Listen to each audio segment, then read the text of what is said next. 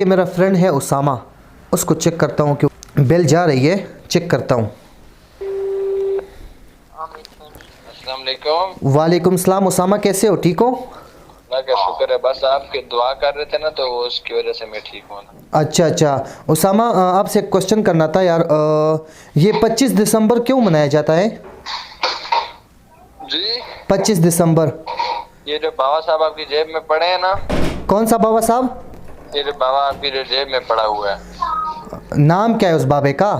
कैद आजम नाम है। क़ायद आज़म। हाँ, क्या हुआ था इसको? जिनकी बहुत ज्यादा आजकल वैल्यू है। हाँ हाँ, क्या हुआ था तो हर इसको? बंदे को जो बाबा चाहिए है ना। नहीं नहीं, मुझे पता है हर बंदे को चाहिए। उसामा, मेरी बात सुने, आप मुझे बता दे कि 25 दिसंबर को क्या हुआ था? यार वो कैद आजम की बर्थडे थी, वही बता रहा हूँ। बर्थडे थी। ये 25 दिसंबर